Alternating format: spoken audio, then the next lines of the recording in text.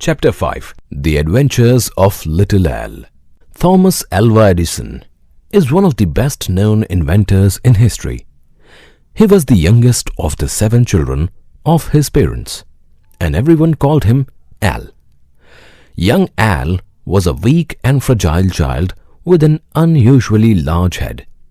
For some years, he was not allowed to go to school because of poor health. Al was poor at studies.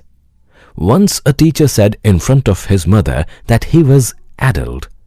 His mother was a teacher herself. She decided to withdraw Al from school and educate him at home. As a boy, Edison's curiosity and daring led him into unusual adventures. At the age of 6, he went missing one day. After an anxious search, his father found him sitting in a nest he had made in the barn. The nest was filled with goose eggs and hen's eggs he had collected. Edison had noted the way a goose hatched her eggs by sitting on them, and he wanted to try it out himself. Though Edison did not attend school regularly, he used to read every book in his reach.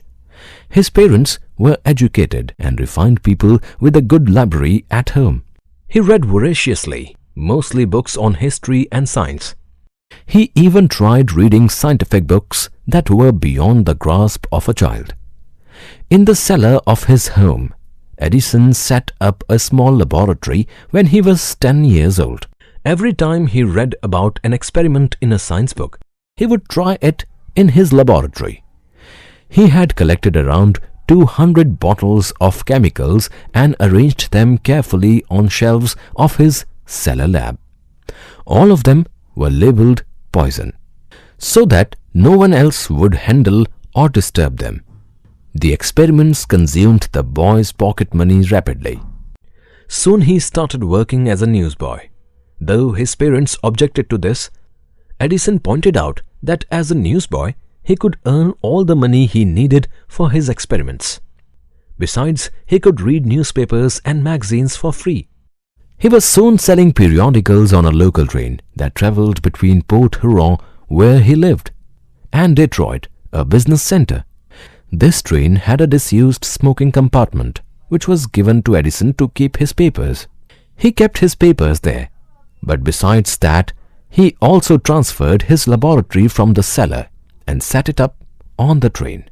At the age of 14, Edison became a striking example of overcoming hardships to pursue knowledge. One day, the train was running fast over a piece of poorly laid track. As the train jolted violently, a stick of phosphorus was jarred from its shelf, fell to the floor, and burst into flame.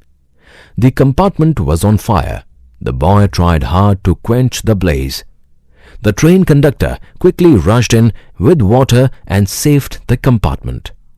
At the next station, Edison, along with his equipment and papers, was thrown out of the train. The train moved off, leaving him on the platform with tearful eyes amidst his broken articles. After the accident, the furious train conductor had boxed Edison in the ear so severely that he started growing deaf. But he did not see his deafness as a handicap. He said that it helped him concentrate, shutting out the distracting sounds from the surroundings while he conducted his experiments. Edison's next career was as a telegraph operator. As a newsboy on a train, he had once saved the child of a station agent from being hit by a boxcar.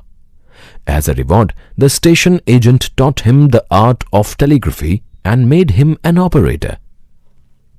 Edison never stopped experimenting and building new machines. Many years later, he set up a factory of inventions. He employed hundreds of men, all busy on inventions. He worked as hard as his employees, often 18 out of 24 hours of the day. Once a great fire destroyed many of his factory buildings. His answer to the wild, leaping flames was, "We will begin rebuilding tomorrow." Edison's factory turned out hundreds of inventions. The most valuable of his inventions are the electric light, the phonograph, and the moving picture. The electric light became part of people's everyday life.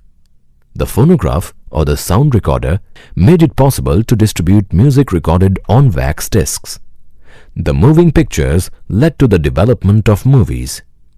Perhaps no other inventor has enriched our daily lives as much as Thomas Alva Edison.